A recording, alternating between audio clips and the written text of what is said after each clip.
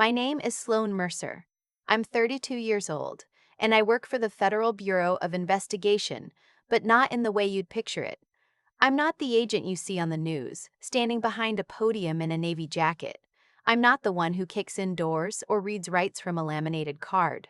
I'm the one they don't list in press releases, the one whose name never appears on case summaries that get filed under public record, the one whose work gets cited as analytical support, source undisclosed.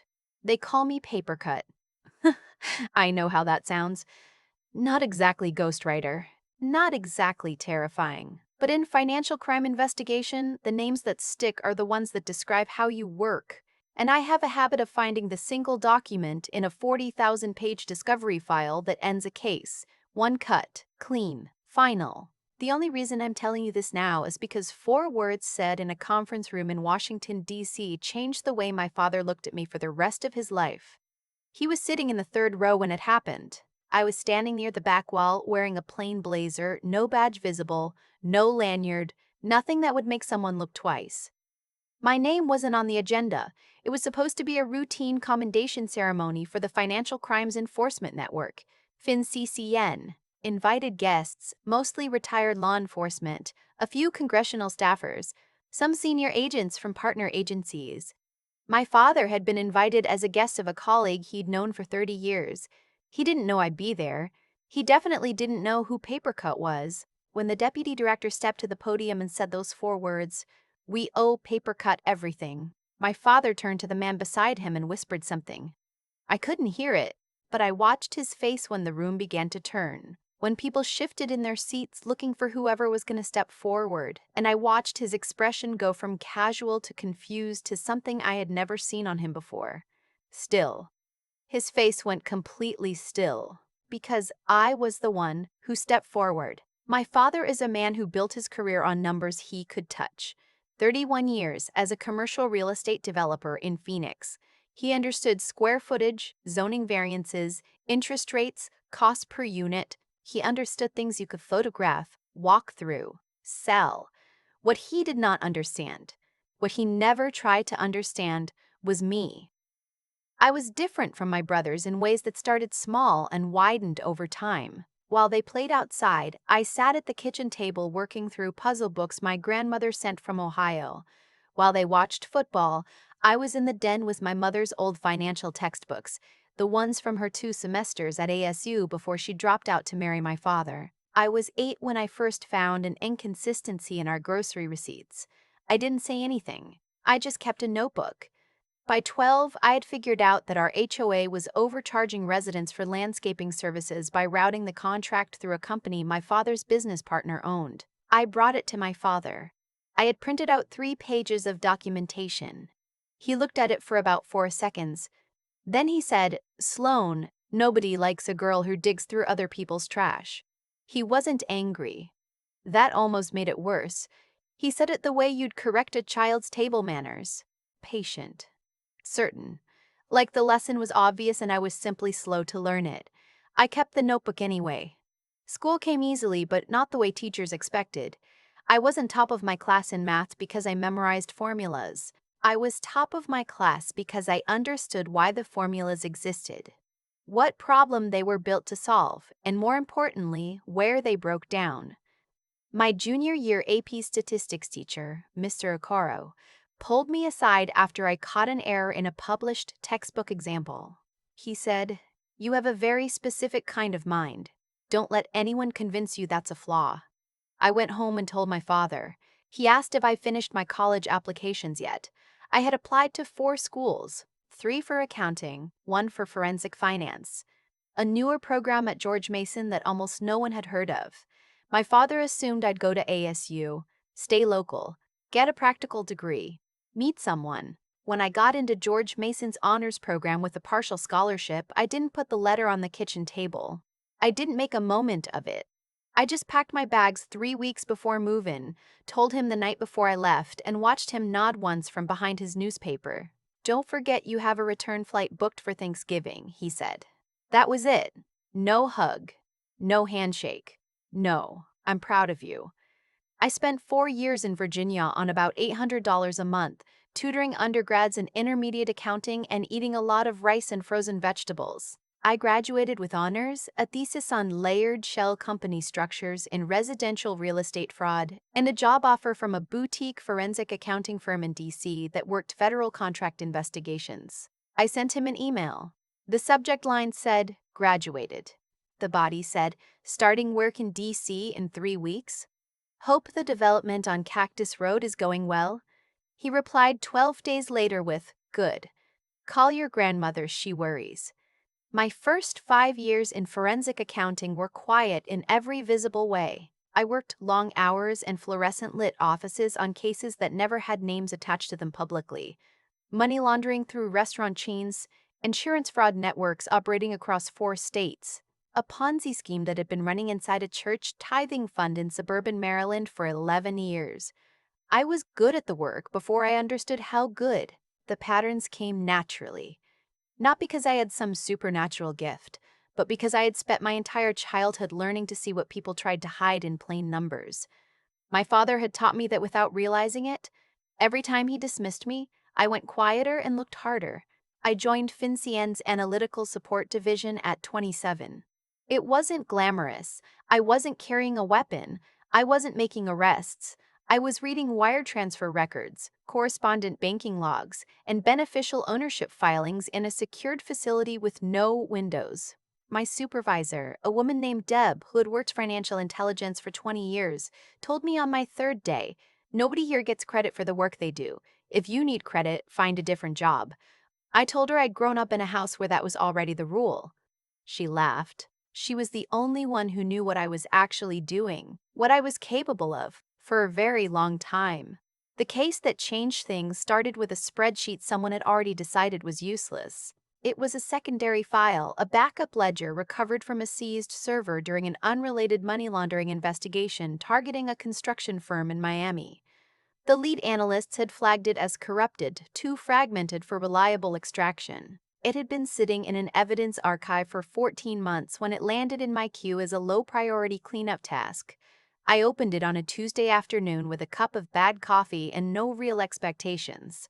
3 hours later, I had identified a transaction routing pattern that connected the construction firm to a network of LLCs operating across 7 states, funneling money through a series of dormant real estate holding companies, the kind of companies that looked completely legitimate on paper. Right up until you noticed the filing dates, the registered agents, and the fact that 6 of them had been incorporated within the same 72-hour window using identical language in their operating agreements. Identical language. That's your thread. You pull it. What I found at the end of that thread was a wire transfer network that had moved approximately $340 million in illicit funds over 9 years through accounts that had never once triggered a standard suspicious activity report. Not because the monitoring systems failed, because whoever designed the layering had a precise understanding of the SAR threshold triggers and had calibrated every transaction to land just below them. This wasn't amateur work. This was someone who understood banking compliance from the inside. I put together a 22-page memo, documented every node in the network, and routed it to Deb. She read it overnight. The next morning, she came into my office, closed the door, and said, "How long have you been looking at this?" "One afternoon," I said. She looked at me for a moment. Then she said, "I'm going to need you to not mention that to anyone for a while." The investigation took 19 months. I can't tell you most of it. Parts are still under seal. What I can tell you is that it led to 14 indictments across 3 federal districts, the dismantling of a layered financial network that had been providing cover for organized crime operations from Phoenix to Newark, and the recovery of assets that funded victim restitution in a human trafficking case that had been stalled for 6 years. I never testified. My name never appeared in any public filing. The case had a number, not a name. And when agents from 3 different field offices gathered in a DC conference room to be formally recognized for the investigation, I was not on the original invitation list. I found out I'd been added 24 hours before the event. The message from Deb was 2 sentences. "You've been formally recognized in the commendation file under your analytical identifier. Dress business professional." My analytical identifier was paper cut. I wore a navy blazer. No ribbons, no service pin, no name on the lanyard, just a visitor badge with my initials. My father had been invited through a former colleague, a retired DEA supervisor named Collins who had worked with my father on a commercial property sale years ago and had recently been brought in as a civilian consultant on FinCEN's advisory board. Collins had thought the ceremony would be interesting for a man with my father's business background. He mentioned the financial crime angle, said it was a big one, worth seeing. My father hadn't told me he was going. I hadn't told him I was either. The room was on the fourth floor of a federal building off Pennsylvania Avenue. High ceilings, institutional carpet, rows of folding chairs that never quite lined up straight no matter how many times the facility staff adjusted them. There were maybe 60 people seated when I slipped in through a side door and took my place near the back wall. I saw my father immediately. Third row, center. Charcoal suit, no tie. Good posture, always good posture. He was talking to Collins beside him, relaxed, comfortable, the way he was in every room where he understood the rules. He didn't see me. The ceremony ran through 9 commendations in the first 40 minutes. Each one was appropriately low-key. A name called, a folder handed over, a handshake, a photograph, polite applause. Then Deputy Director Harmon stepped back to the microphone. "The final recognition today is not standard," she said. "It's not for a case with a press release or a conviction that made the evening news. It's for work that will never fully be described in a public document. But I want the people in this room to understand the scale of what was accomplished."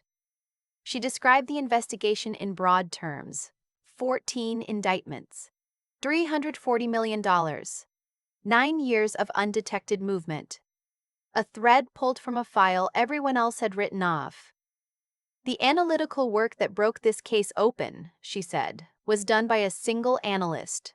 No team. No prior flagging by automated systems. One person, one afternoon, a file that had been sitting in archive for over a year. The room had gone quieter than rooms usually go. We owe Papercut everything," she said. 4 words. The heads in the room began to turn, searching. People looked toward the front, toward the aisles, toward the door. My father turned to Collins and said something. Collins shook his head. I stepped away from the back wall. The movement was small. 1 step into the aisle, and then I walked forward in the kind of silence that happens when a room is genuinely waiting. I passed the 3rd row. I did not look at my father as I passed. I felt him go still. I know because I have known that stillness my whole life. He goes still when something doesn't fit the map he's built in his head, when the numbers don't match, when the property doesn't appraise the way he expected. I had seen that stillness maybe a dozen times in my life, but never directed at me. I reached the front of the room. Deputy Director Harmon extended her hand. I shook it.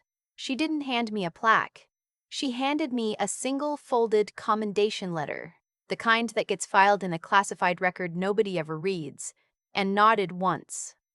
I turned and faced the room. My father was standing. I don't think he'd decided to stand. I think his body just did it, the way it does when the situation outranks him. Every agent and officer in the room had already risen. They all knew what Papercut meant, what the name represented, what the file number attached to that name had cost people to build, and what it had recovered. He didn't, but he stood anyway. Because 60 other people had, and because whatever he was feeling in that moment, it overrode 32 years of certainty. I held his gaze for 2 seconds. Then I walked back to the side wall, picked up my bag, and left through the door I'd come in. I didn't wait for him in the lobby. I didn't plan to. I had a debrief meeting at 3 o'clock and a train to catch, and I had learned a long time ago not to arrange my life around moments he might or might not show up for. But he called that evening. I was on the metro, one earbud out, watching the stations pass. I let it ring. He called again 20 minutes later.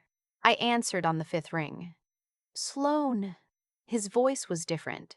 Not soft exactly. My father doesn't do soft, but careful. Like he was choosing the placement of each word the way he'd choose where to set a foundation. "That was you." "Yes." A pause. The case they were talking about. "I can't discuss the case." Another pause. Longer. Collins didn't know. He said he had no idea you were. He stopped. He said FinCEN doesn't publicize their analysts. They don't. How long have you been doing this? It wasn't a question. It was the kind of statement that happens when someone is doing math they should have done years ago. Since I was 27, I said. The metro pulled into my station. I stood up, held the phone against my ear, and walked up the escalator into the cold November air. Sloane. He said my name again like it was a word in a language he just realized he'd been mispronouncing. The amount they said, 340 million. I know. You found that in one afternoon. Yes. Silence. Dad, I said. I have to go. I have a meeting. I didn't have a meeting. But I needed to end the call before the thing building in my chest broke through because I had worked for 11 years to not need this phone call, and I was not going to cry on a sidewalk in D.C. over a man who had once told me nobody likes a girl who digs through other people's trash. Okay, he said. Quiet. Okay. I hung up. He didn't call again for 9 days. I wasn't counting, but I was aware. When he did, it was 7 in the morning on a Saturday, which meant it was 5 a.m. in Phoenix, which meant he hadn't slept. I told your uncle about the ceremony, he said. He said he already knew. Said he'd heard the name Papercut 2 years ago from someone at the FBI field office in Phoenix. A pause. Said the people who knew that name considered it a... He stopped again. He said they held it in high regard. Uncle Pete works in commercial insurance fraud, I said. I know. He would have heard the name. I know. Another pause. He said the Chandler case. The construction fraud in Maricopa County from 2021. He said Papercut's analysis was what actually broke it open, not the field work. He said the agents on the ground talked about it for a year. I was quiet. That was the one that matched the shell company filing pattern, he finally said. Wasn't it? The thing you were looking at in the kitchen when you were 12. The HOA? I sat down on my couch. Same structure, I said. Different scale. He was quiet for a long time after that. Long enough that I checked to make sure the call hadn't dropped. I told you no one likes a girl who digs through other people's trash, he said finally. You did. That was. He stopped. I was wrong about that. My father does not say he was wrong. In 32 years, I can count on one hand the number of times he has admitted error. He recalibrates. He redirects. He updates his position without ever naming the old one. He doesn't say I was wrong. He said it. I didn't fill the silence that followed. I let it sit there. I had earned that silence. 3 weeks after the ceremony, an envelope arrived at my D.C. apartment. Phoenix postmark. No return address. Which was strange because my father puts his return address on everything. He grew up in a household where you were never sure if mail would make it back.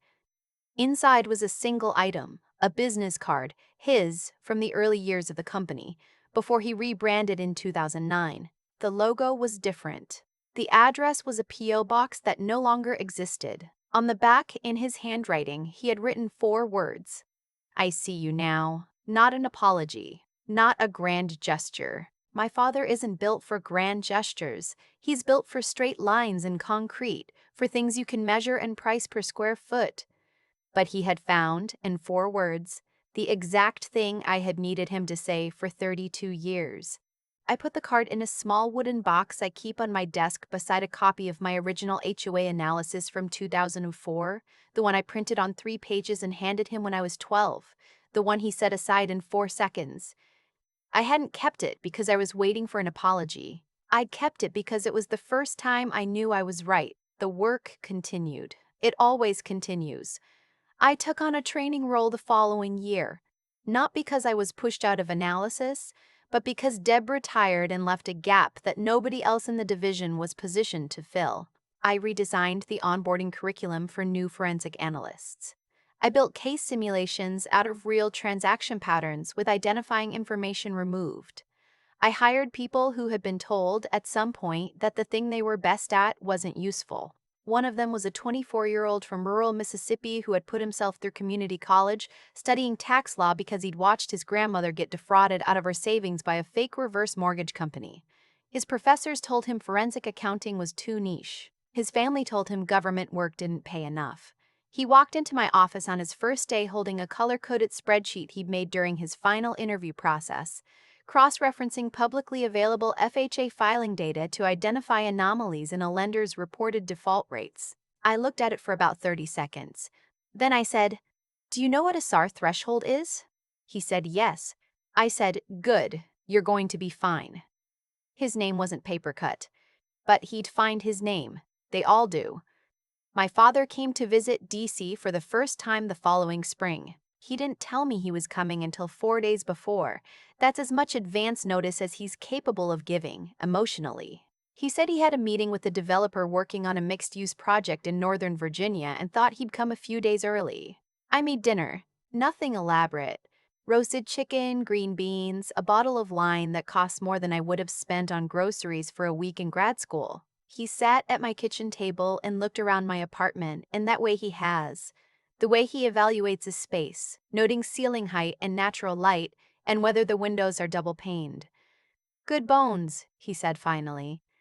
I almost laughed. We ate and talked about my brothers, about his business, about whether the Phoenix real estate market was going to soften.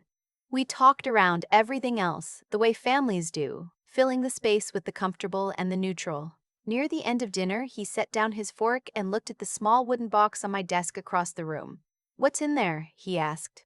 "Old documents," I said. He nodded like he understood, and I think for the first time, he actually did. He left the next morning for his developer meeting. Before he walked out, he stopped in the doorway and turned back. He looked like he was going to say something. I could see him running the calculation, weighing the words.